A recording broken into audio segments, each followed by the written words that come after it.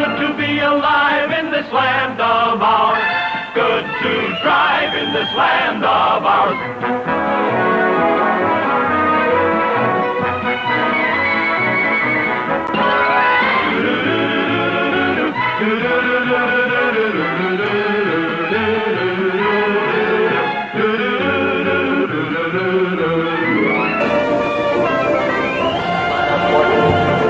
Hello, Canada hockey fans in the United States.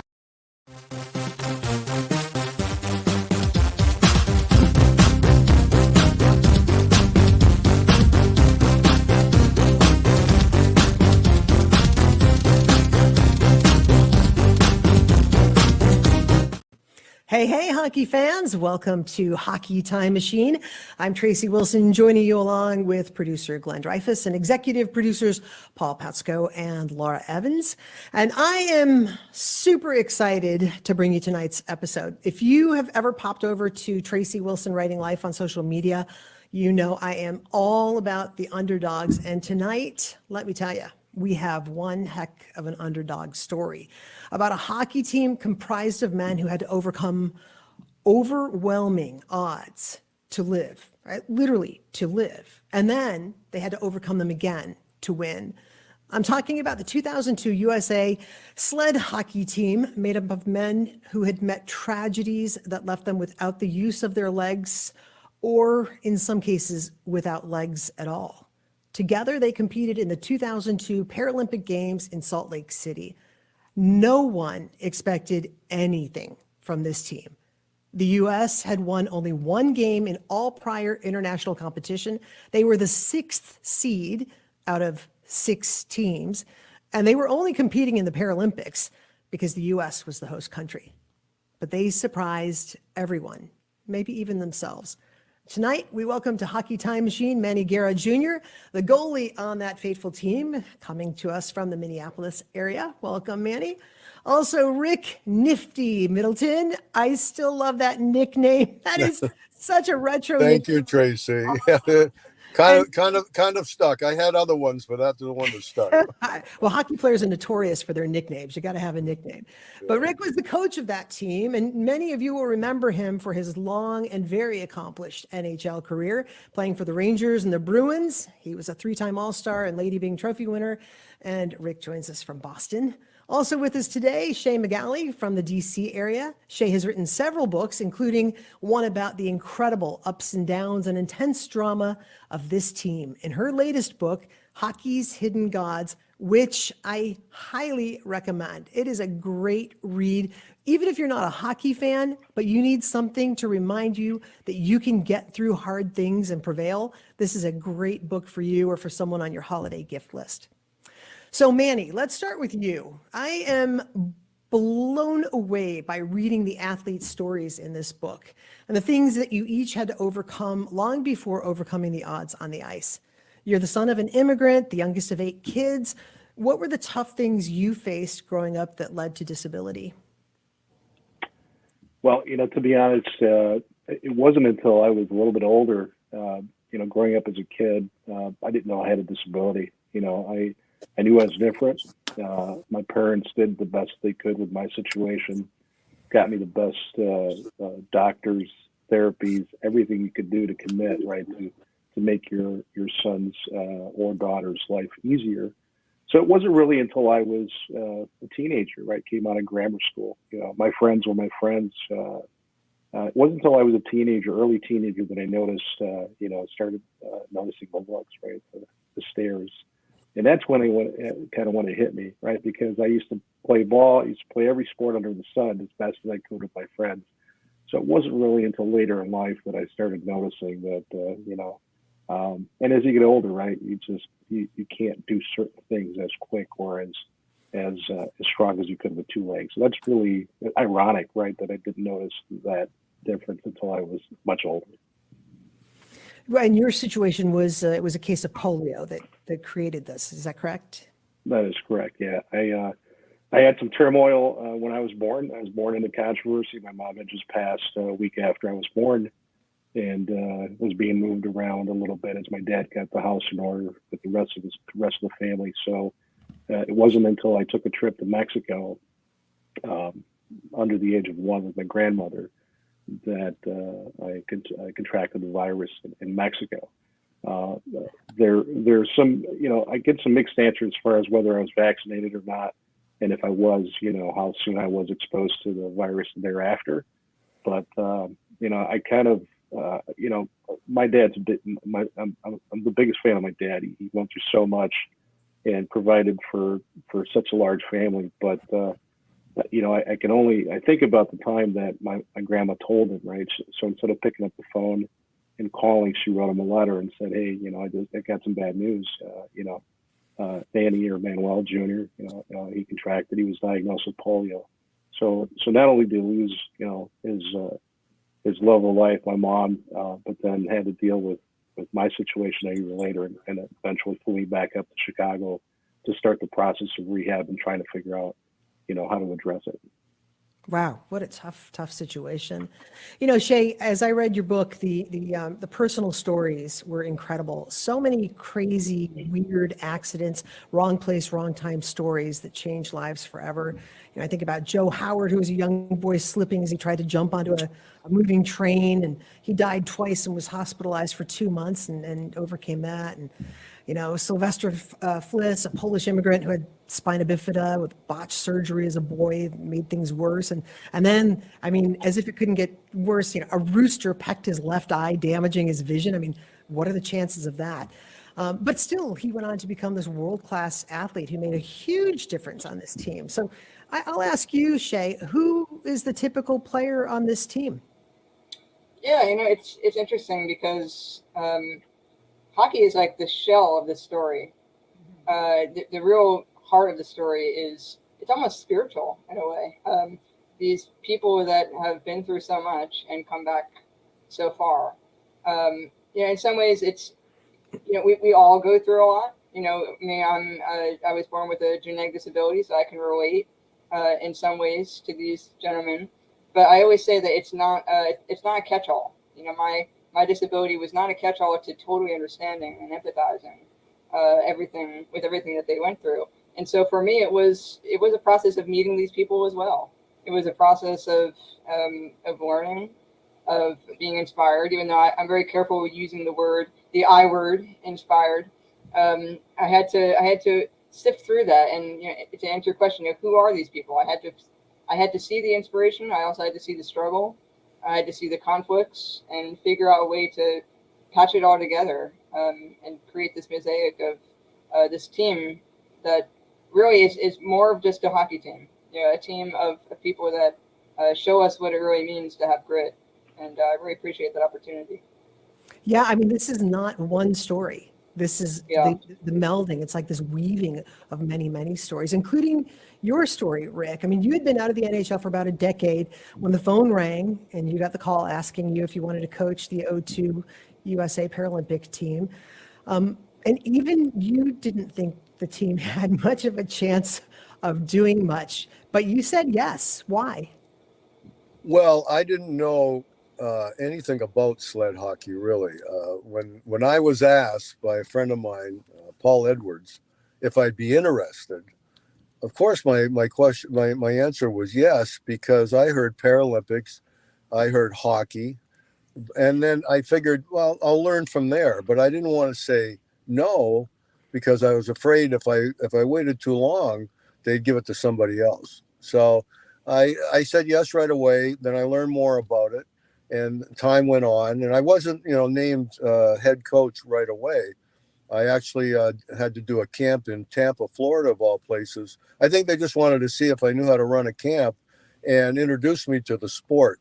And the funny faux pas that I made was when I was warming them up that first time, and I blew the whistle and I yelled backwards. They all stopped and looked at me like I went, "Oh no, they don't go backwards." But that's really the only difference between able-bodied hockey and sled hockey that I've found. And I had to look at. I was saying to my assistant coach Tom Moulton, I said, I can't wait to read this book because I don't know all these stories. When I met the guys, and we ended up picking the team. I didn't go around to each guy to ask them what happened. Why are they disabled? I honestly don't know over half of the stories. I just learned about Manny's story when I read the book. But just to tell you a little bit about Manny's one of 3 guys that was on the team that was one of the original sorry to call you grandfather, Manny, but grandfathers of sled hockey in the United States. He was one of the first 3 guys to start it, and one of 3 that ended up on the 2002 national team. So they came a long way in just a decade, and I was thrilled, but I had no idea what I was getting into. I learned as we went what they needed, and I tried to supply that as a coach. And, we'll tell a little bit more of the story as we go on. Oh, yeah. And it is a terrific story. Manny, we know the obvious, right? Sled hockey differs from regular hockey because it's played sitting down on a small sled with blades that allow it to glide on the ice. But what are some other differences? Like, I'm fascinated by the way you guys use the sticks. Can you explain the difference between the sticks you use and the sticks that an NHL player would use? Yeah, so to your point, really, like Rick mentioned, going backwards is a little difficult. But other than that, we're lacing up our sled instead of our skates. But in particular, the sticks, obviously they predate my involvement. My involvement in sled hockey started by accident here in Minnesota back in the early '90s. And back then, as I got involved in the sport, I was able to look and see what the other players were using. There was a gentleman by the name of Dave Cochran, also one of the original 3, if you will, that was on the team. We would sit and look at video and look at the sticks. We hadn't even gone up to Canada yet, so we had some equipment set down, so we kind of had an idea about the sticks, but we didn't know what kind of material. Was it ash, just like the old wooden hockey sticks, or was it something else? And the unique thing about the stick is that one, you have 2 of them, right? You have a left-handed and a right-handed blade, and you transition from the top to bottom in a fairly quick motion, right, in stride. The bottom of the stick has what we call picks or teeth, if you will, and that allows you. Those are angled in such a way that allows you to grip the ice, and as you're holding the stick at the top of the blade with either hand or both hands, you then can begin with a cross-crunching motion to propel yourself. So that's really the first thing that it allows you to do. Is that it is actually your legs, right? So not only is it your legs, but it's also a traditional hockey stick in the sense that you can control the puck with either hand, right? You can slide the puck with either hand under the sled. You can do all kinds of stuff with it, and then get a snap, right? You can tip it just like you would with a traditional hockey stick if you're in front of the crease. So it is different, but it feels the same to me, right? In the sense that you can do a lot of the same skills and abilities. And being a goaltender, you can face, 80-mile-an-hour shots, if not faster, right? Coming off a 2 to 3 foot stick. I know that back when I played, there was measurements of rules that allowed the stick to only be a certain length. Well, that's been exceeded, right? So the new rules allow you to have a longer stick. So I'm assuming that increases your speed, your stride, and also gives you a bigger whip factor. The other thing that's changed about the stick is when I played, we were using wood originally, ash wood, and then transitioned to composite blades, or shafts, right? We would combine the wood blade with the composite shaft. Now they're all composite, and they're made by different manufacturers around the country, right, around the world. So that's nuance as it relates to the stick. If I could talk about the equipment for a second, because the equipment was actually one of the most fascinating parts of this project to me, of writing this book, was tracing the genesis of this unique equipment. And I learned so much I was able to speak to some of the very early engineers of sleds, and what they had to go through to design it. The original sleds were, in America anyway, were inspired by a gentleman's child who had a disability, and he wanted the child to be able to play, with his friends or her friends, getting into a wheeled sort of wagon type apparatus. And then that evolved as the sport picked up. People noticed these unique inventions, came to him and asked him to develop it for sled hockey. I thought that was just a beautiful story. Number one, of just a father wanting to do something wonderful for his child, turning into what would become the prototype of this equipment. And then in other parts of the country, we had the early equipment was made by taking junkyard items, taking blades from ice skates. Prisoners would assemble some of the items. It was really a beautiful beginning into now. Now it's entirely professionally done, entirely manufactured. But in the beginning, it was just almost hodgepodge. And I think that's just a really amazing story of where it's come from. Yeah, the original sleds were, to your point, Megan. Megan's my mom. I get you. Sorry. Yeah, sorry. I looked at your name on the screen. And well, I didn't get the memo. We all have cool nicknames. Rick is Rock, and you're Megan. I know. So I didn't get the memo to do a cool nickname. I want to be Rock. Yeah, that just popped up on my screen, so I don't know where it took that information from my computer. Sorry, but the first sleds were actually were assembled in Minnesota. We had seen pictures and a prototype or a sled from Canada. Well, we didn't have the material or the engineers to kind of mimic that. So I think John Schatzline, the founder of the sport, originally came up with a sled that was actually made out of plumbing pipe, right? So that thing weighed like 60 pounds. And as it relates to the blades, we didn't have access to channel aluminum and blades like the Swedes did back then. So we would actually take the bottom of the skate off the boot, and come up with a platform that allows us to screw it into place. It wasn't pretty. It wasn't straight. They were towed in or towed out. But that's what started the evolution of the equipment, right? You got to start somewhere, right? So, well, Manny, you were part of that evolution. I mean, can you describe the enhancements you made to your sled and to your glove that were later adopted in other parts of the world? And how did that help you to move? Because I watch you on the sled, and I think it seems particularly difficult for a goalie who needs to be agile and needs to move in multiple different directions. Yeah, I mean, you can't use your legs, so you can't. It's hard to sprawl. It's hard to go down in a V, whatever, right? Butterfly, as you would standing up. So I think over time, I just, one of the first realizations I came to is I needed to shorten the sled and bring my legs closer to my body. They were in my way. I wasn't used to facing a shot with my legs in the way, which would, kind of force you to sit at a 45 degree when facing a shot.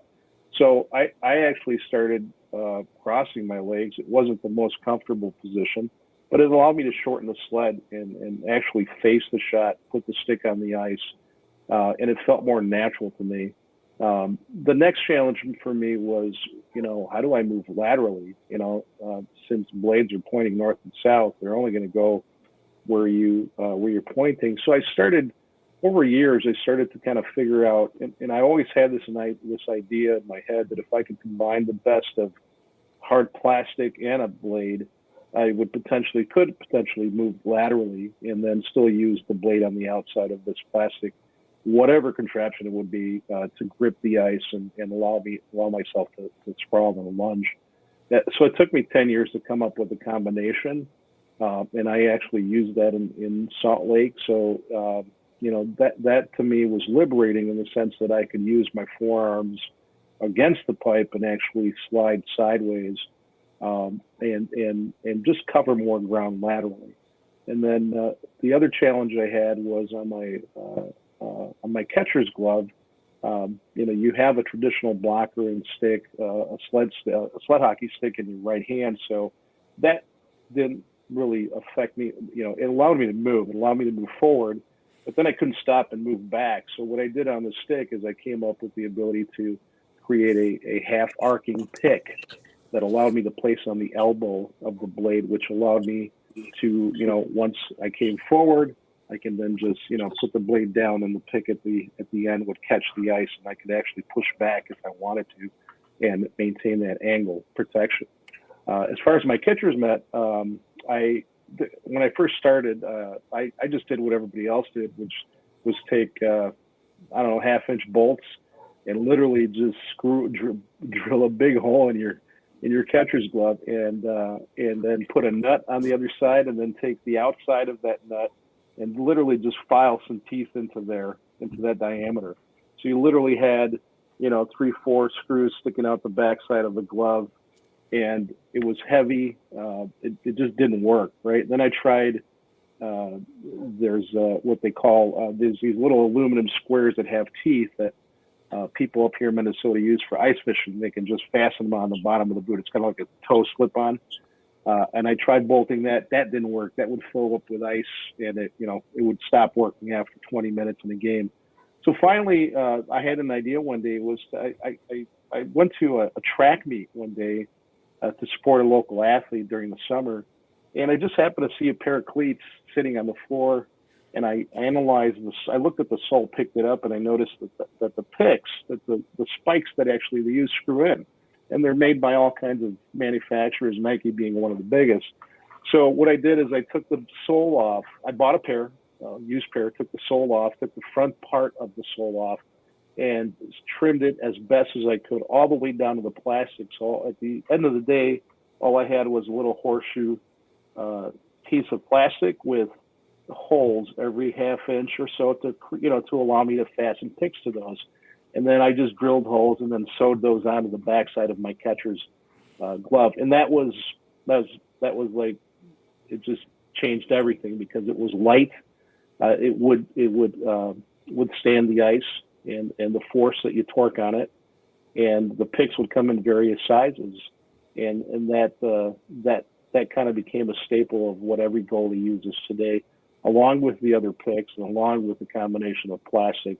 Some goalies don't even use blades anymore; they just use plastic, if you will, blades on their channel aluminum. So yeah. So I've always been a tinkerer, and I'm kind of blessed that I found the right solution, and it kind of came together in 2002. Perfect timing for that. Necessity really is the mother of invention. Well, Rick, there were other challenges too that went beyond equipment. What were the biggest hurdles this team had to overcome? Well, it turned out to be several. After we picked the national team, kind of like miracle, half the guys ended up being from Chicago, the Chicago team that was run by Jeff Jones. It was the best team in the country at the time because they were so well funded by Rehab Institute of Chicago. And the rest of the team was picked, some guys from Dallas, Boston, around the country.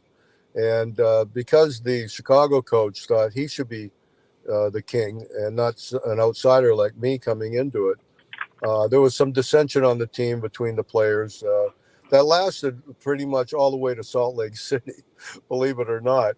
And that was one of the hurdles that we had to overcome, which we did.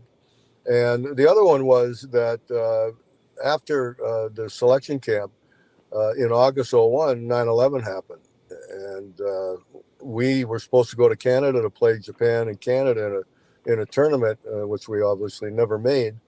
And because of that, we never played another team for 6 months before we went into Salt Lake City. So as coaches, I saw the guys progressing. We ran a lot of scrimmages playing against each other all that time. We'd have 4-day camps once a month for 6 months. And I saw the guys progressing. I saw them learning a system that Tom and I had introduced, but we had no idea if they'd be able to use it and understand it in a game that's going to be much faster, playing against the top 2 seeds, possibly, Canada and Norway. We had no clue how we were going to do. I was honestly, I was hoping that we would maybe have a shot at the bronze medal game. I wasn't trying to shoot for gold, and although I did see that we had world-class players on our team, our average age was 34 years old. As I said, Dave Conklin, Dan Henderson, and Manny, 3 of the guys that started sled hockey in the U.S. So today the average age is probably 24. But we had a lot of veterans. We had a lot of guys who knew how to play the game. We had guys that had already played against these other teams and not done well and knew exactly what they needed to do to beat them. But with the addition of Sylvester Fliss, using him on defense, we had no idea he was going to turn out to be Bobby Orr. 11 goals in 5 games with 3 hat tricks, one against Canada, the number 1 seed. And Manny, with I think a .5 goals against average, we became a very hard team to beat.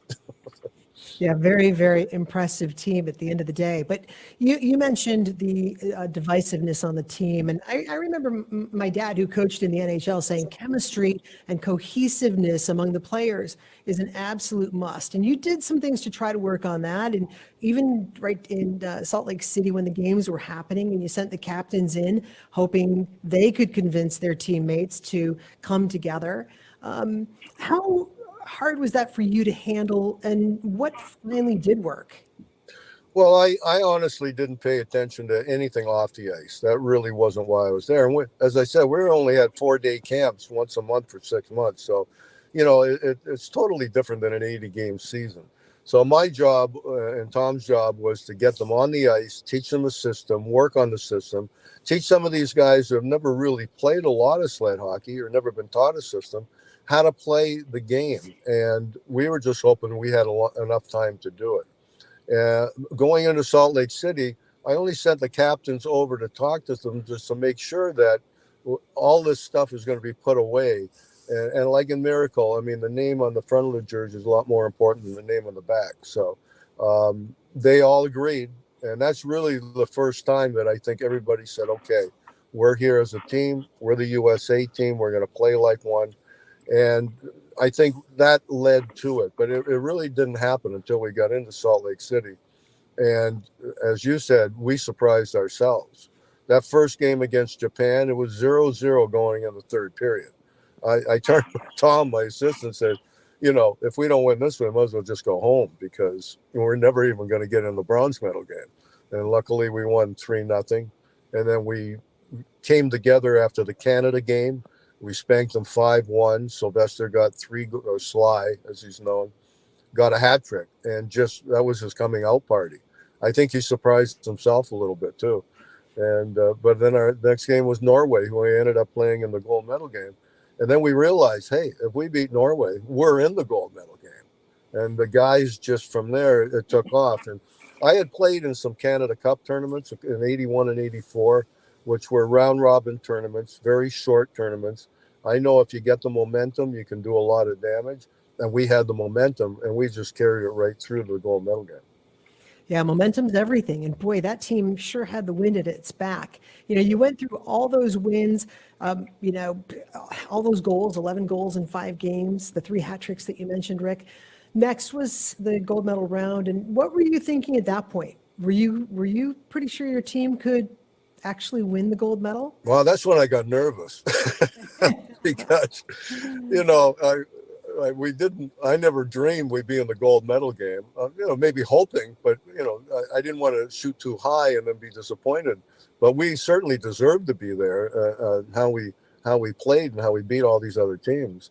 But not being a coach, not having coached a lot, especially at that level or such an important game, that I just didn't want to make a mistake that might cost them a game, like maybe too many men on the ice or something like that, So that was in the back of my mind. But, we only had 12 players. We only were, in those days, were allowed to dress 12 players, 2 lines, 4 defense, and a goalie. I mean, and 2 goal and a spare goalie on the bench. So there wasn't a lot of system, thinking, matching lines or anything like that. I just tried to get Sly and Joe Howard on the ice as much as I could. That was a good move. Very good. Yeah, Shay, absolutely. you had the challenge of taking this sort of the story that it was, on the one hand, this incredible Cinderella story of this underdog team that overcame, and yet on the other hand, there was some strife, as Rick mentioned earlier, with these sort of factions on the team and some outside interference that happened all the way into the games themselves. How did you manage telling this story that had a lot going on? And I think we all want to lean into the miracle story, but there was the reality of the harder parts too. So how did you kind of manage all that in telling the story accurately and fairly? Yeah, thanks for the question. It was important to me to be accurate and fair. Rick said that the division proceeded to the gold medal game. I would argue that it's still around. I had a hard time getting interviews with all of the players, and it was really my goal to hear from everybody, give everybody the same amount of space and platform to say, have their voice be heard. I managed to interview all but one of the players, but some of those interviews were hard won. I had to really convince them that I was going to be fair and I was going to be open to their voices. And I think at the end of the day, we're all, unless you are very spiritually strong and content with leaving silence behind when you leave this world, all of us are living our lives to have a good story told of it one day. The story we want told of it one day. And this is an amazing team story, but it's also individual stories. And that is a very hard thing to congest, to put into one book that has a page limit. And so I guess I tried to look at the highlights, of course. I tried to lean into the structure of the book, which allows for most chapters alternate between a player profile, their background, their comeback story, all that, and the game chapters, which were super fun to write. But having that structure allowed me to really dive into one person's story for a while, really give their voice time to be heard, let them say what they think, and maybe it conflicts with another person, but that's life. That's history. We have historical documents that are conflicting all the time. So I wasn't necessarily too worried about coming away with a smooth, consistent, unified kumbaya type product. I was okay to leave room for there being some conflict, some things that are still up for debate. And I think that makes the story all the more richer. It certainly makes it more real. Well, that is real life. I mean, you can 85 people in a room and they'll all walk away and describe what happened in that room just a little bit differently. Manny, there was an incredible amount of pressure on this team, and not just because you were in the world spotlight at the Paralympics. I mean, the whole future of USA sled hockey weighed on your shoulders. Funding was about to dry up, and it was sort of perceived as, win and the program would continue, lose and it would end. How did you handle that pressure? Was that on your mind at all? Not really. I was just worried about trying to do the best that I could with my abilities to kind of just keep us in the game. So yeah, if you stopped and thought about things, for me it was the opposite. Right? For me it was like, man, we've come a long way. I reflected a lot on where I was back in the 90, 91, 92 seasons. The players I've met, the coaches that helped me along the way. So for me, it was actually more of a ability to get away from everything, right? Yeah, we had our own, internal strife and our own situations that came up leading up to the gold medal game, and we had to deal with that as players, right, as teammates, as brothers, the best that we could, the best that we knew how. But I tried to shut out as much of the outside world as I could during those 2 weeks, to have my family there, to have my kids there, spend time with them in the village. So, when I did stop and kind of let the world in, you would think about that. You would think about,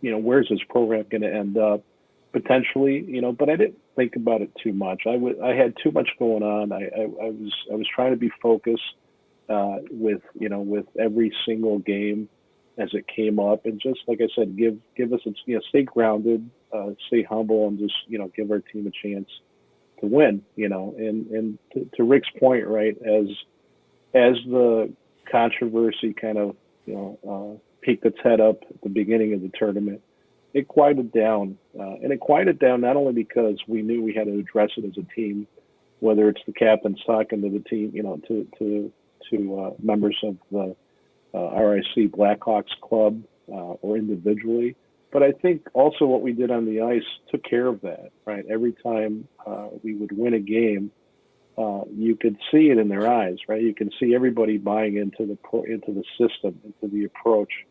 Rick's ability to handle the locker room. I don't think I've ever met anybody like the way him and Tom can do what they did. And I've seen a lot of coaches in my career. So he's a very humble yet very strong and firm individual. You could tell that he felt the moment, right? And you only get that from a player that's played, right? A coach that's played the game. You can have an administrative coach. You don't get the same vibes with Rick. You definitely could just feel everything that was coming out of his mouth. So, yeah. Manny, you, as Rick said earlier, you were no newcomer to the U.S. team for the 2002 games. You had been in Nagano for the Paralympics there, the very first Paralympics, which was sort of a not a great showing for Team USA. What was different about the 02 team that made it successful? I think the 98 team, while it was the first, right, to attend the games, to be included in the Paralympic family, right, at the Paralympic level, as a member of the sled hockey community, that was a great experience, right? There are some pioneers that came after me as well that also contributed to the game, also contributed to the growth of the game at the youth level as best as they could, right? Volunteer, established clubs, etc. So Nagano for me was my first experience into that world, right? What's it like to play at the Paralympic level? What is it going to take? What kind of athlete do you have to be? What kind of coaching do you need? And so I just kind of soaked it all in like a sponge, right? So outside of the Olympic Village, and there seemed to be a lot of apple bobbing with alcohol celebrations everywhere. Every time you went to a press conference or a party, there was always these barrels with, people were just sorry, I didn't mean to get sidetracked, but it just popped in my head. So Nagano is known for their apples, right? So booze and apples, go figure. But then transitioning, looking at how we did, right? We won one game, and not having a caliber of defense that I had, or even offense that I had in 2002. I mean, I was just getting shelled, right? And I did the best that I could. So statistically, I did okay, but we as a team, we couldn't compete physically with the other teams. They had better athletes, seasoned athletes, and that just comes with the territory, right? You're a new program, you're a new country, so you're going to go ahead and soak as much information as you can and take that back with you to the workshop. So leading up to 2002, I knew we were different right off the bat, and specifically, it's just the change between prior world championships in 2001, where we came in last, and so it's for Rick's talent to come on board along with Tom, to have Rich architect, right, the solution and get the right players. It's like night and day, right? So I knew we had something special, didn't know how special yet. I knew that, and just to Rick's point, right, we did make one great, I would say a very impactful change in our equipment. Because we didn't go anywhere after 9/11, and because we stayed home, we were still always tooling the equipment, trying to figure out what would work. So earlier in 2000, I would say 2001, I'm not sure if we used it in the World Championships or not. I don't think we did. But the channel aluminum width on the hockey blades that sat under your butt or under your bucket were on average 3.5 inches apart. Some athletes would decrease that width, right? And what that simply does is it gives you the ability to, bring in the space, which allowed you to get up on edge a lot quicker.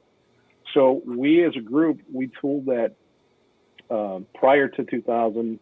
You can see it there in the picture. Prior to 2002, that whole year, our entire team was skating on blades that were maybe 1.5 inches apart, which gave us the ability to get up on edge, and specifically Sly, right? You can see it in the video, his ability. You can see how he's just outmaneuvering everybody, going around people like circles. So that to me was a huge impact in the game. Technology-wise, it allowed us to make a difference, allowed our players to skate a little better than the other countries. And obviously they took note of that, because immediately after we won the gold medal, everybody and their mother was videotaping all our equipment, taking pictures, and then everybody was doing the same stuff the following year. Makes balance a little trickier, though. I read in the book some of the guys would sit in their family room and just try to get the balance right, because it was a trickier, Correct. difficult balance to keep Yep. there. Yeah. Rick, as I watched some of the game footage, I've not been very familiar with sled hockey until preparing for this interview, but I was stunned by the athleticism and by the, it's a rough game. We saw some of that in the video. We've got pictures as well. What was your reaction when you saw the physicality and the athleticism of the game for the first time? Well, like I said, I discovered at an early stage, even though we didn't play other teams, guys were banging each other in practice. We were scrimmaging, and guys took it like they were in an actual game. Some guys even got hurt in practice. We had to tell them, hey, come on, let up a little bit. We only got 15 guys, so as they did. But yeah, it's a full check game. It's intense. You're playing for medals for your country, and it's not a recreational sport. Some players, there's dirty players also, they'll use the end of their sleds. It's called T-boning. It's a penalty in sled hockey. You're not allowed to do that. And in the gold medal game, Joe Howard got hit so hard he went 3 feet in the air and landed on his face. Hit by the biggest player in sled hockey at the time, Tommy Robelstad, right there in number 4. Oh no, that's 14. They were all pretty big in Norway, but no, because it's a full check game. It isn't just the guy that can skate the fastest and shoot the best being the best player. You have to have grit, and we had a lot of guys, especially a guy by the name of Matt Coppins, who had only played hockey for 3 years after he had a car accident. And played for the Chicago team and didn't know the game all that well, but had to learn the system. And his skills weren't all that good, but you know what he did? He could hit, and he could skate fast. And we used him for that purpose, that he could get in there on the other team's defense, muck it up, force them to cough the puck up. And he actually scored a couple of games in a couple goals in the Paralympic Games. That big goals for us once he started getting his confidence. So there was all different levels of talent on our team, from Sly and Joe Howard down to, say, Matt, who had only played for 3 years, but it was enough to win the gold medal. I told those guys we had the silver medal sewed up, so they were going to win a medal no matter what. That gold medal game against Norway, what a nail biter. It ends in a tie, and then the shootout happens, and 10-minute overtime also before that. Yes. It was incredible to watch that. And then, the U.S. is up by 1 goal, and Norway is going to take the final shot. So let's watch. We've got a clip that Glenn's going to run for us of that final. And I got a funny story afterwards. Oh, good. Manny knows what it is. Okay. So now the goaltender must make the save, or we're headed to another session and another round of the shootout. Ian, this does not get any better. First the bronze game, now the gold. What a week. Haglund for Norway. Round 5, the U.S. with the advantage. Guerra needs to make a save, and the gold is for the U.S. Here's Haglund. Hit on goal. Haglund shoots. Missed the net! The U.S. has won the gold medal!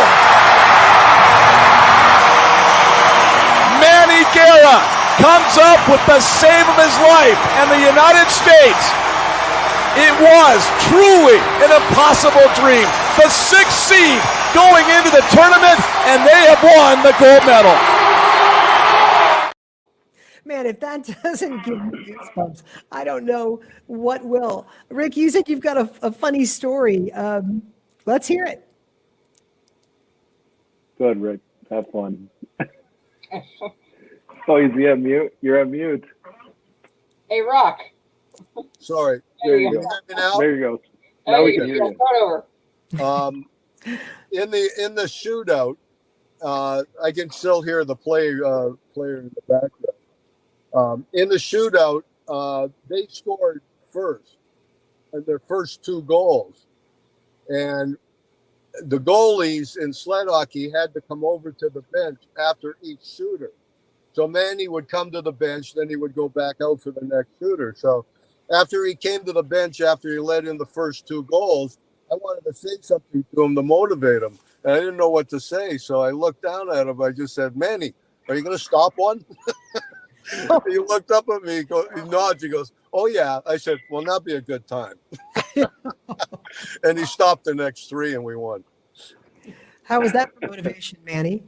Yeah, I think he used an expletive in the middle on there. Well, there might have been 1 or 2. Yeah. Yeah, I don't think he said it as nice as he just did.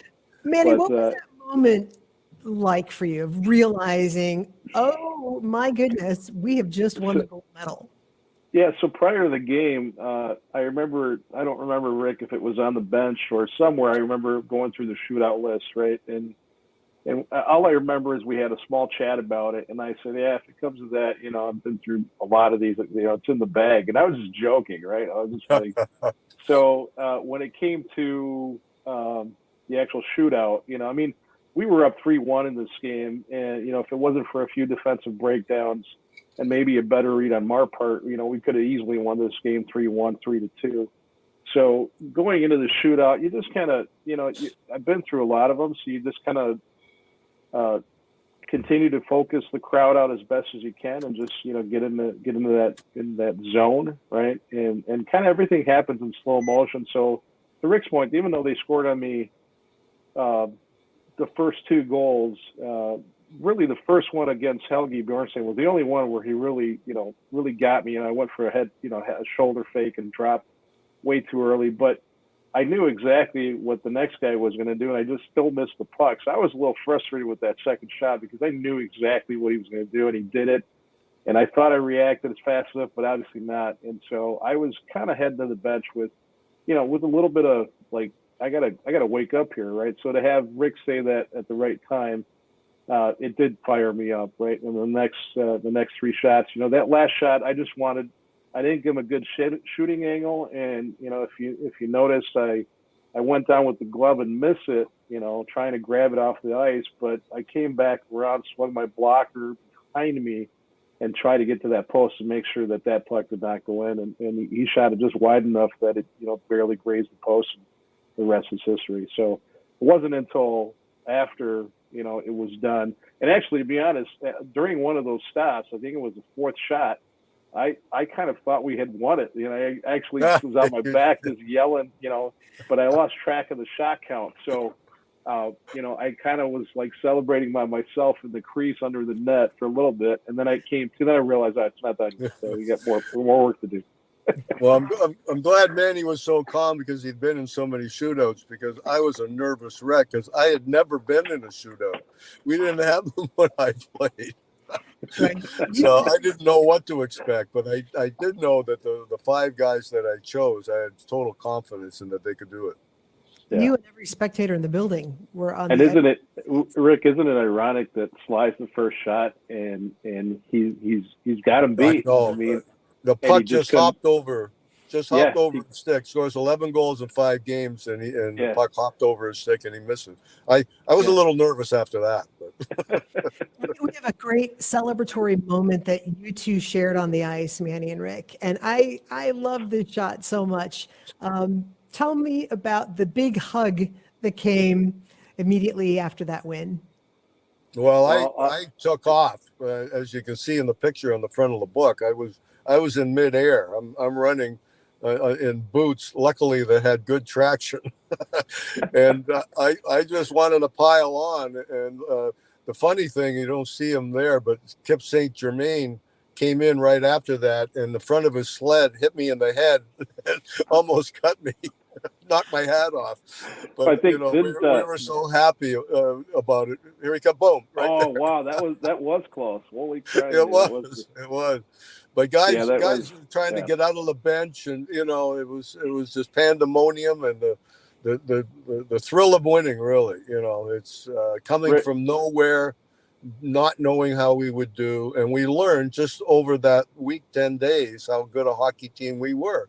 And all these guys, I remember Dan Henderson saying, 12 years and no respect, not winning anything. Finally, we're getting some respect. And I'll tell you, when Rick, that national anthem played 6 months after 9/11, there wasn't a dry eye in the place.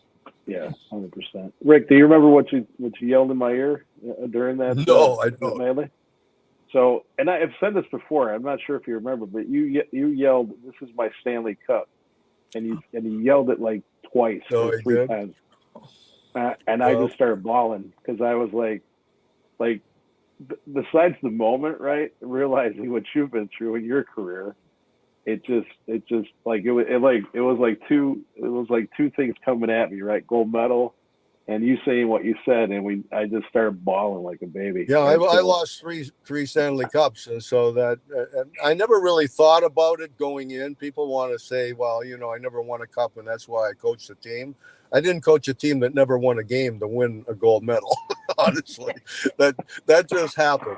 But when it did happen, I really felt that, yeah, this was my Stanley Cup all these years later. I was 47 years old. I wasn't getting another crack at it. Well, Is that how old you were back in 2002? 47. Yeah. God, you were young. Yeah. I'm sorry. No, I'm old. I'm really old now. not till you're 90. That's the official age of old. Not until Rick, you said somewhere as I was researching that that this was the highlight of your lengthy hockey career. It's a totally different thing. I was a player my whole life, and trust me, I won a lot. Growing up, hockey tournaments, and I've lost a lot too. I won a Canada Cup in '84, lost one in '81, lost 3 Stanley Cups, lost the Calder Cup in the American League.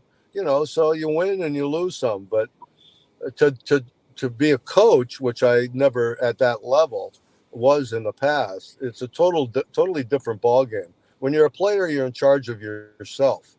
When you're a coach, you're in charge of everyone else. And as I said, I just didn't want to screw up and cost these guys their first medal, which would be the gold medal, and which I never did. I don't think I made too many mistakes, and luckily the things that I did do worked out for us. But it's all due to the type of guys that were on the team. They were great guys. They never, no matter what the difference was off the ice, they never brought it on the ice. And that's what I always liked about them. They were there to learn, play hockey, become the best team they could. And in the end, it paid off. But, off the ice, there was those things that hung around, but that never affected them on the ice. And it never affected me and Tom as coaches. We just coached them as hockey players. We never saw disabilities. Maybe in the beginning because we weren't used to it. But once you got on the ice, they were hockey players. This was a hockey team, and we got to be ready to play against the best in the world. Yeah, I love that. Before you have to run, I know you're off to Boston shortly. You won USA Hockey's Coach of the Year award for this Miracle on Ice performance. What was your reaction to that, Rick? That was a total surprise. I didn't even think about that. I mean, USA Hockey was not in control of the team yet. They really hadn't taken sled hockey over until 2006 as a national governing body. So they were always in the background, and obviously wearing the jerseys and helping with the funding. But I really wasn't even aware of the award. So when I got it, I was totally honored. Totally. Manny, you say that Rick and his assistant coach helped the team grow as men. In what ways did that growth happen? Well, I mean, they helped me reach deep. They helped me get that grit that Rick talked about earlier, right? The ability to compete. I've been around many coaches where, for example, we'd be in the mess hall at a tournament, and, that coach would get pissed if I talked to another player, right? It was like his way of saying, don't talk to them because they're the enemy, right? And Rick's approach was very different, right? Was there's nothing wrong with having a beer, and I'm not saying he was promoting drinking. That's not what I'm saying, but he was, his approach was completely drastically different than a lot of the previous coaches, right? So when I say he helped us grow as men, is literally just, in that short 1 year, he helped us mature. He helped us, gave us the confidence, to find that confidence to compete, right? And just by having a system that worked, right, many years prior, right, there's systems that failed. There was no continuity. So as a player, you begin to buy into that system that gives you confidence.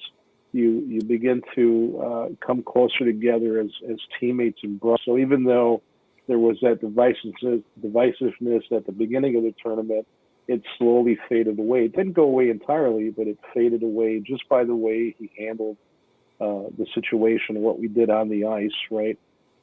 So for me personally, he just gave me the ability to kind of just look inside and say, what am I willing to do and give up, for the sake of the team, right? And you hear it all the time. It sounds very cliche, right? Nobody's bigger than the system or the sport that they're in.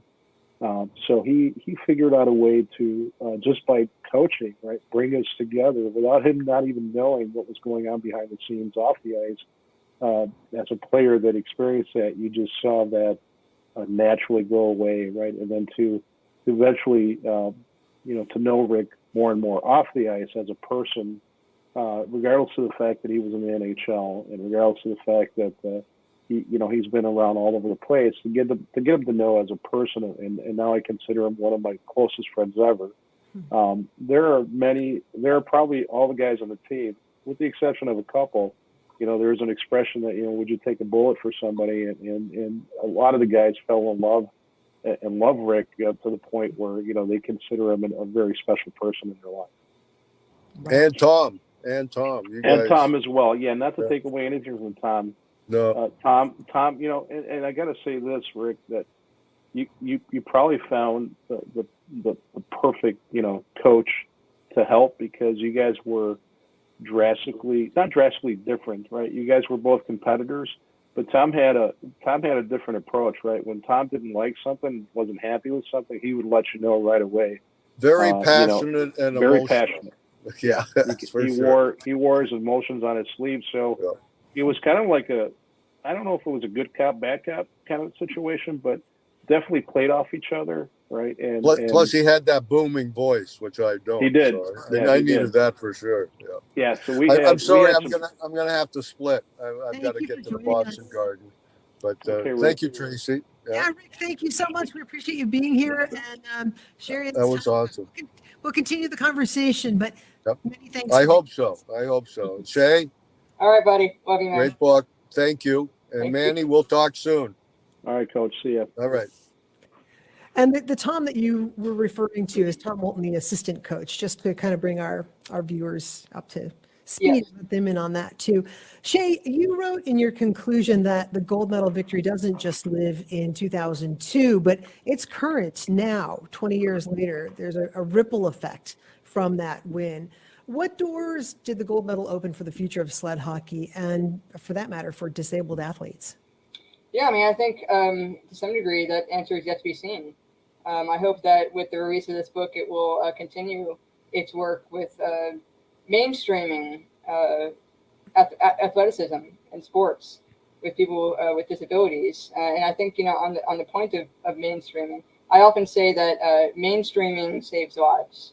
So the more we can mainstream, the better we're going to have, the better environment we're going to have for really talented and really optimistic young men and women with disabilities. As far as what I see happening right now, I'm interested in the developments of sled hockey as a program in America. Now we have women getting involved in sled hockey, which is very awesome. We have more clubs across the country, which is very encouraging for young people. As Rick was saying, a lot of these players in his time in 2002, they were older. And so now we have opportunities for young people to really start early and start to gain that confidence and that, just that amazing camaraderie and spirit that you get with sports. I know it firsthand because with the scale of my wheelchair, I was the perfect proportions to be shot at the goal for street hockey with my family. My brother played lacrosse. He would shoot on the goal. with me in the middle. So, little doses, but I'd like to see that expand. The discussion that this book I think is opening on the back to the point of mainstreaming is very relevant. Just recently, this past Paralympics and Winter Olympics, there was a lot of conversation about whether or not the Paralympics are really equal when they follow, even chronologically, the Olympics. Many people are starting to think that, for true equality, it should be simultaneous. The coverage should be simultaneous. The athletes should be treated the same. And I would agree. And, so I really hope that looking at this book, from a historical perspective, it's very interesting. We can learn from it, of course. But history is experienced in the present. And it's contextualized in the present. It's digested in the present. And indeed, it's only history because we are in the present. And so I hope that we can take lessons from this book and create a better present. Yeah, I like what you're saying. It's such an interesting thing that I have not considered, and that is having the Paralympics at the same time as the Olympics. And I think that's true. I think making them happen at the same time does create equality. Even if it's a perception of equality, perception is our reality. But I pulled these stats from your book, and when I ask about the ripple effect, I mean, it's already there too. Like in 1994, there were 4 sled hockey teams in the US. By 2014, there were 58. That's phenomenal growth. USA Hockey got behind the team and sponsored and funded the team, and that had been sought for more than a decade and finally happened in 2006. And for the 2000 national team tryouts, there were 30 guys who showed up.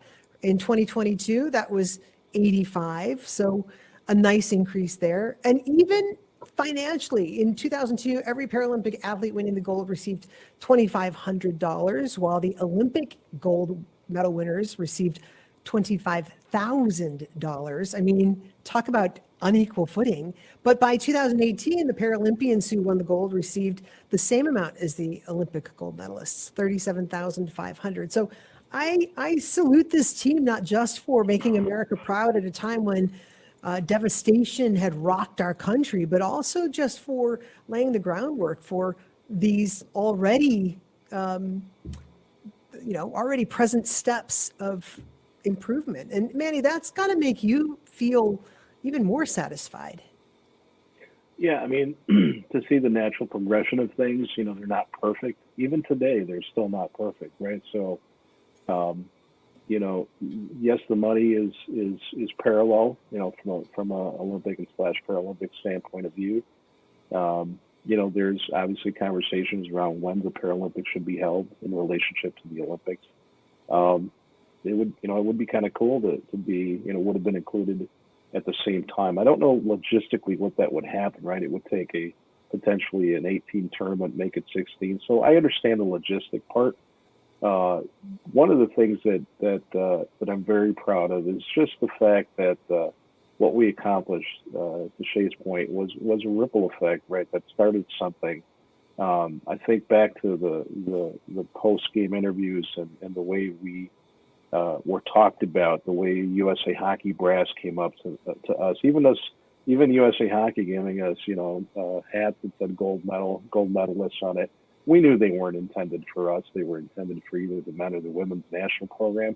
But I got to give them credit that thinking back all the way from the beginning, their leadership had a vision that they knew that the right thing to do was to bring us together, was to bring hockey for everyone. The general banner or motto that the NHL uses. Their leadership at that time, even though they were, what I call them brown suits, if you will, they knew that it was the right thing to do, and their ability to write things in their bylaws and rule books pertaining to sled hockey, which led to the eventual creation of the disabled section within USA Hockey. They knew it was coming, right? So I got to give them credit. It took a lot longer than I would have liked, but it is what it is. And I also got to give, there's a gentleman by the name of Mark Shepard, who kind of took the sword for the Paralympic movement, specifically here in the U.S. If you think back, he's a gentleman that was hired by at that time, the United States Olympic Committee, to kind of gauge what do the Paralympics mean to us. I don't exactly know what his role was, if he was an administrator or what, right? But they knew that they had NGBs outside of the United States Olympic Committee that needed to be, they need to pair with their able-bodied counterparts. So tennis with tennis, sled hockey with hockey, etc. Right?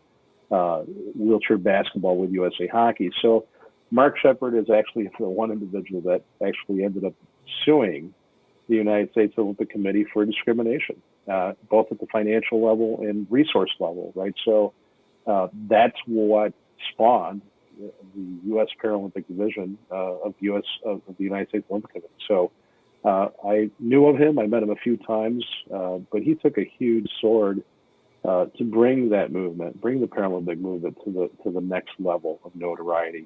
He might be painted as a bad guy during that whole lawsuit procedure, but look what came out of it, right? So the mission, right, the mission statement of U.S. Paralympics is to pair, right, one of the things they do is to pair the Paralympic component to the Olympic NGB and to help them financially, right? So winning a gold medal started those conversations.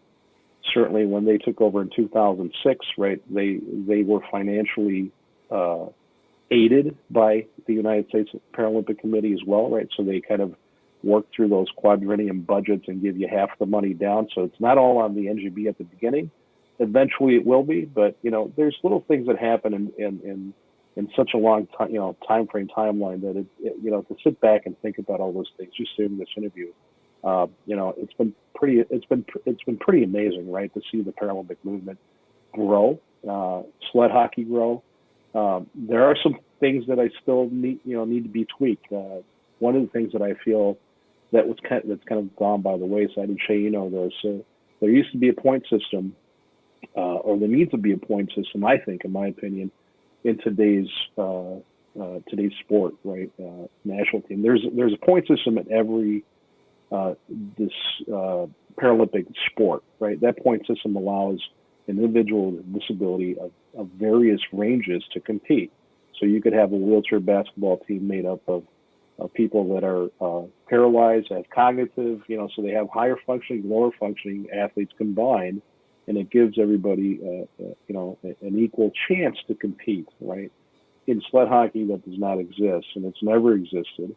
There was conversations that it would hinder the sport because you would not allow these small countries to play because they don't have enough, class 1s or class 2s or whatever. And now that there is plenty of countries with national programs, it's been kind of overtaken by higher functioning athletes with disabilities. And so I think what's gone by the wayside is, those individuals with spinal cord injuries that have higher breaks in their spine that, if they play other sports, they would have an ability to compete at the Paralympic, at least even a chance to try out for a Paralympic team. That's kind of been lost in the minutia and gone by the wayside in my sport, in our sport.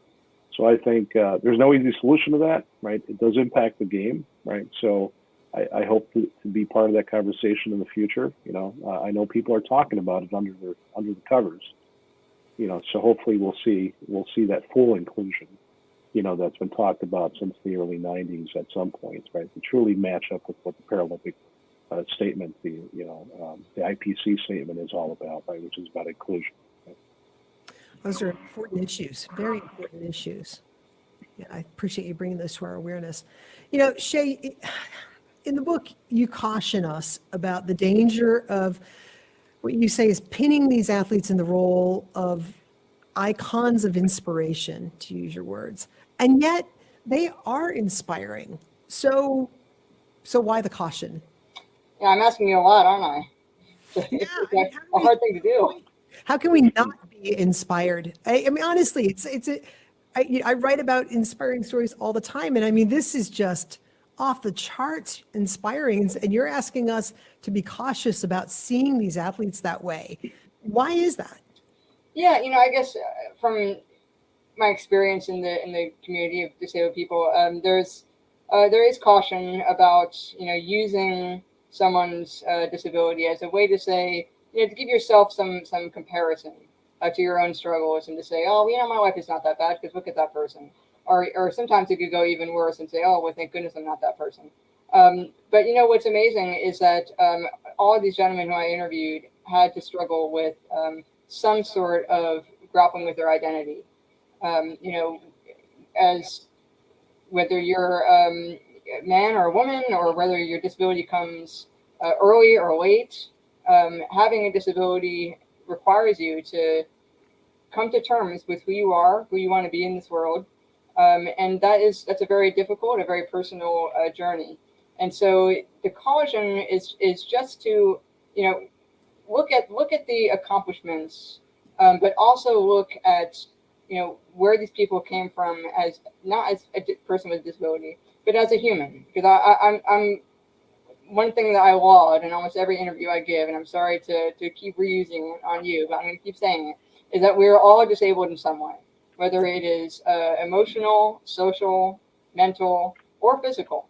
And so if we keep that in mind, we can see this less as a inspiring story of disability and more of a inspiring story of humanity. And like I said, mainstreaming saves lives. So my goal was to mainstream. And absolutely, if you are inspired, I'm not going to hold it against you. I can't blame you. But continue to look at these people for who they are. If I could say one thing to all these players, if they were all in the room with me again, for a short time, I would say that it is amazing what you have accomplished in 2002. But by God, I hope it's not the pinnacle. I hope it's not the peak. I hope that you have more gold medals in your future that are not just on this one day, that doesn't have to define everything that person is. And so I guess that's my answer. But again, I won't come arrest you if you have some warm, fuzzy feelings after reading the book. But I appreciate you giving context to that. I think that was an important question, and your response was an important one as well. And I agree with you. I think we all have our stuff. Call it a challenge, a disability, whatever, and I would add, you mentioned, intellectual, physical, emotional. I would add spiritual as well, right? There you go. Yeah. We're spiritually disabled too. I mean, it just we all carry our luggage. So I think that's a great frame for us. Thank you. Well, this didn't just lead to great things in 2002. I mean, or at least not just in Salt Lake City. The celebration continued in Washington, D.C., Manny, as well. What was that like for you, going to the White House and meeting with President George W. Bush and being congratulated again at this key time, keeping in mind we are 6 months post 9/11? What was it like to represent that way? Well, it was, I mean, I'd been to the White House before in 98 when I met President Clinton. And that was an honor. It was a privilege to just be invited, be included, right?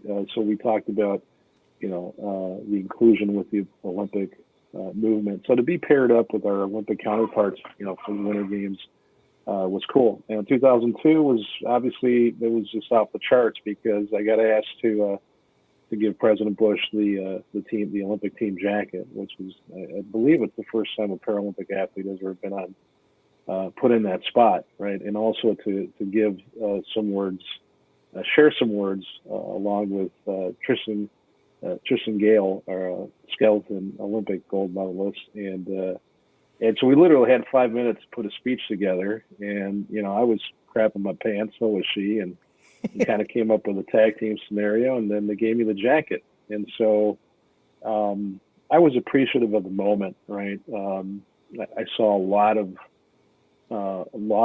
amazing people. They're amazing athletes, right, that have trained for years.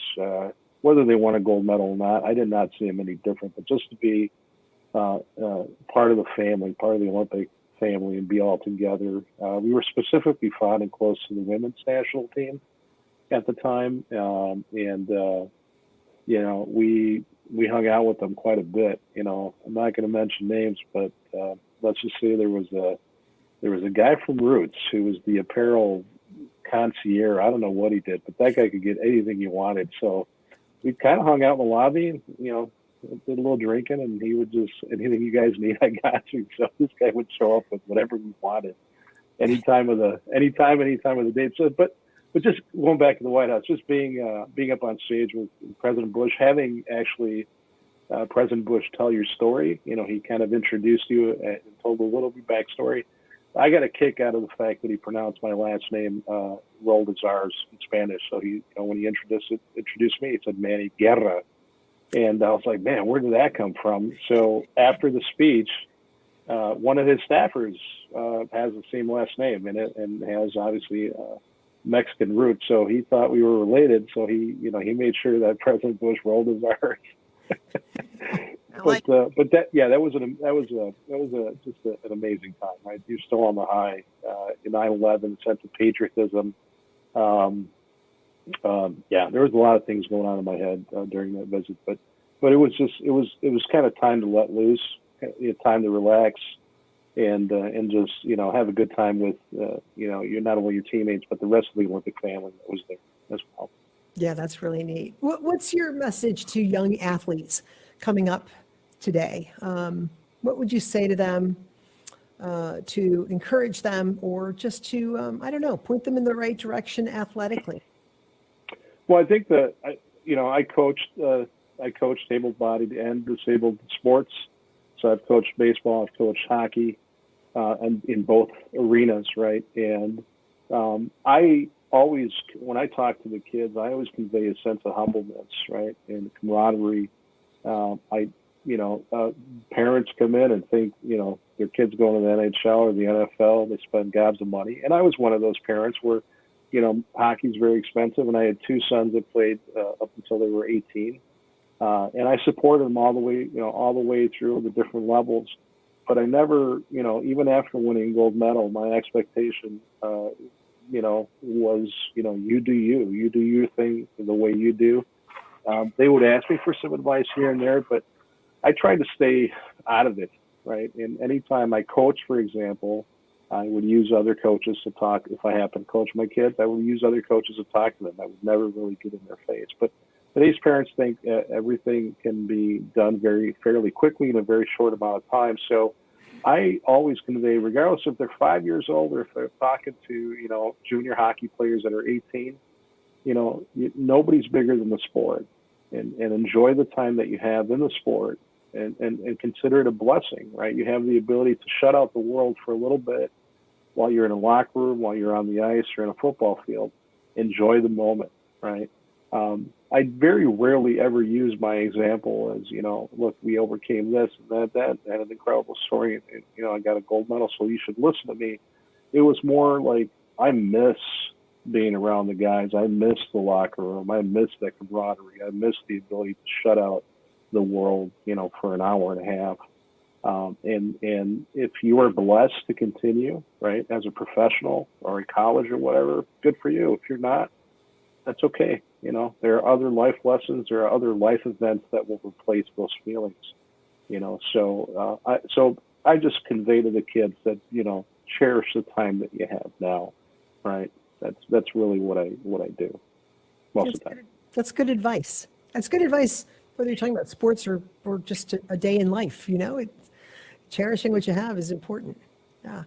Shay, we have a few photos of you and some of the guys on the team together, and I'm curious, as a person whose mode of mobility is a wheelchair, you got to get to know them and tell their story. What was that like for you, being with them and telling a story that, I don't know, I'm guessing maybe it hit a little close to home, more so than maybe writing about an able-bodied baseball team? Yeah, I mean, as I said earlier in the interview, my experience with disability lent me a perspective that allowed me to tell the story in a way that perhaps other authors could not. And I think that certainly was factored into their decision in hiring me to tell their story. But I also can't empathize with everything. And so it was an amazing combination of being able to say, yeah, I get that. Other times saying, I never thought of it that way. And honestly, I hope that the players felt the same way about me. Coming into this as a third party, with a very different disability at a much younger age, and not as athletically situated in life, and taking the writing route, I suppose, in this case. But I hope that it was less of a I'm being fed inspiration or they're being fed inspiration from me, and more of a relationship between us. I know that I certainly feel very blessed. I feel like I've made a lot of excellent friendships with these people. But I do hope that it was a growing experience for all of us in many different ways. Can't imagine. To get there, that you're showing pictures of the Hall of Fame. Yes. To get there, I had to get up at like 2 a.m, drive 2 hours to Baltimore, and then switch planes in Texas, go to Colorado, rent a car, drive another 2 hours, and make it to the lunch just in time to catch them for 10 minutes to meet them all in person. So I did all of that just because I wanted to be there, be a part of that family for a little while. Wow. And yet this doesn't surprise me at all. I mean, you and I have known one another lightly for a few years now, and I read much of what you write on social media and love it. And it's so you to, do planes, trains, and automobiles to get. I mean, what did I say? All of our lives are sometimes boiled down to those one moments or those one decision that we make. And so all that traveling, it was hours, it was exhausting, but it was for that, that one moment. All right, Manny, I need you to plug your ears for this next question.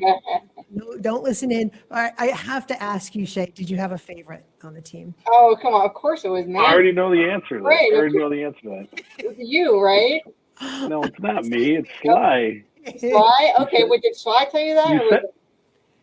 I don't know. You said Sly. I could have swore you said Sly. I had a massive crush on Sly. Maybe that was it. Watching all those footage over and over again. Yeah. All right. So that's why I interpreted that as like, oh yeah, she's got a crush on Sly. Obviously, that's. Yeah. Well, I have to be prudent. I can't be flirting with everybody like I normally do. I had to be professional. I was hired. They're all very special to me in different ways. I think that some of them were natural storytellers, and so their stories just kind of flowed out of them when we did our interviews, and other times. It was more, learning the technicalities or trying to get a little more out of them. But it was fascinating to, some people would, have like several interviews with me, and other people would be like, how do I turn this thing on?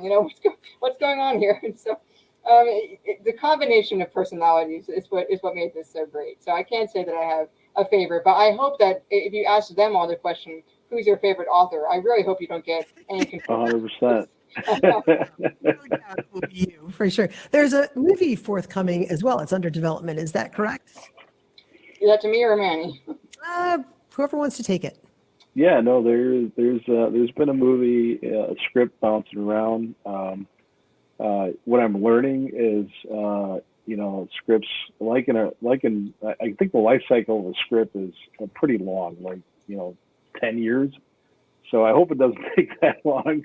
But there's movement, there is traction. So I'm very happy with, not only Shay's involvement in the book and the timing of it, but just during our recent induction into the Olympic Paralympic Hall of Fame, right, to have the same project owners, which involve Rick and Tom as well, but to have some of the producers or script writers involved in that whole thing was cool, right? So you can see, you can measure the level of passion they have about the project.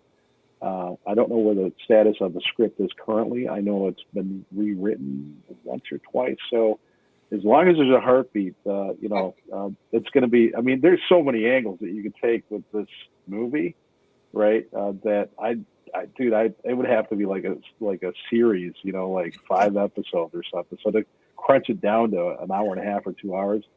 I don't know how they're going to do it, but yeah, kudos to them. That might be an interesting point that I can also comment on, because the script, of course, the movie will be a fictionalized version of the story, based on a true story film. And so when I came in as the author, before I even got started, we had a lot of conversations, a lot of meetings about how we would take this book. Would it be a fiction book? We had a fiction book on the table. Maybe I would take these characters and, sort of like write something inspired by this gold medal game in order to appeal to a different audience. Maybe I would make it a lot more journalistic. So we really were thinking, how are we going to take this? What it came down to was, which publisher ended up biting on the project. And so Rowman and Littlefield is more academically inclined, so we decided to take it, in the nonfiction, strictly nonfiction route, which I'm happy that we did, because it's a book of history, it's a book of humanities, and it really accomplishes a lot in that regards. And I think I want to speak for everyone saying that we're very grateful to the publisher, for picking it up, doing a really beautiful job, with the cover and the interior and everything. A couple of interesting things that were shaped around conversations with this publisher. Number one is the interior profile chapters of the players. We were limited by how many pictures and tables to put in the book. Of course, every publisher has a budget that can only accommodate a certain amount. But when it came to those profile chapters, I had a picture and I had a table of stats underneath the picture. And in that way, they really sort of resemble like tradable hockey cards. And we loved that about it. It ended up being that the tables were going to be cut because there were too many of them.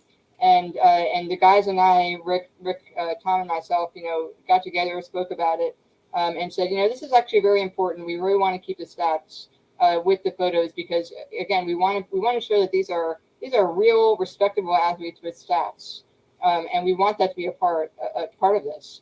So that was very important to us. I think it all came together really well with the help of publisher, editor, Gary Brandt, our manager. We just, the stars very aligned. Yeah, I would love to see this book picked up by English teachers in middle school classes. I think it would be a great thing. You talk about inclusion. I think it would be a great heart story for the students to read, and a great conversation starter too for them. Absolutely. Okay, before we wrap up, there's a feel-good story that I have to ask you about. I loved this so much, and either of you can take it. I mean, Manny, if you were involved, it probably makes more sense for you to take it. It's as you guys were blowing through your opponents in the Paralympic Games, you came across Team Estonia, who was very ill-equipped to play, equipment-wise. And Team USA did something about that. Can you tell me that story? Yeah, we're a brotherhood, and so I always appreciate, one of the things that I appreciate about my time with playing with the RSA Blackhawks was access to resources, right? So getting better blocker, better glove, better helmet, wearing that jersey with pride. So when we looked at Estonia and saw some of the equipment that they had, we needed to fix that, right? So I don't remember all the details. All I know is that we ended up getting resources for them, getting them equipment, so that they can play with pride, right? Your equipment is the gloves, everything is a projection of who you are. So to get new stuff, right? It was a no-brainer, right? I love that in the middle of this heated, very important competition, there's this pause to say, hey, let's take care of one another. Yeah. It's good stuff, really good stuff. Well, I can't thank you both enough for being with us, and for Rick Middleton as well, Nifty, Coach Nifty. Super excited about the book, just released. You'll find it on Amazon, Hockey's Hidden Gods by S.C. Magali. And that's our Shay here. We call her Shay. Shay. I'm just going to start calling you Shay. Right. But it's available for purchase. So think about that for a great holiday gift. And these stories they'll rock your world. I think the greatest accomplishment was what each of you overcame long before the gold medal. I mean, some of these stories are just unbelievable about grit, determination, and maybe some divine intervention in making it through. Just incredible stuff. Maybe. We appreciate you being here. Thank you for your time. Thank you. This is wonderful. Really appreciate it. Thanks for having us, Tracy, and the rest of the staff. Thank you. And hockey fans, the conversation continues on Zoom in just a few minutes. You'll find the link in the comments. Come over there and join us. It's an interactive conversation, and we look forward to continuing what we've set up tonight with all of you then. Have a great. Yeah, just show me what to do next. I'll be there. Yeah, we'll be. Yeah, sure. May and I will hop in too. Yeah, please. We'd love it. Great. Thanks very much again, and have a good night, everyone.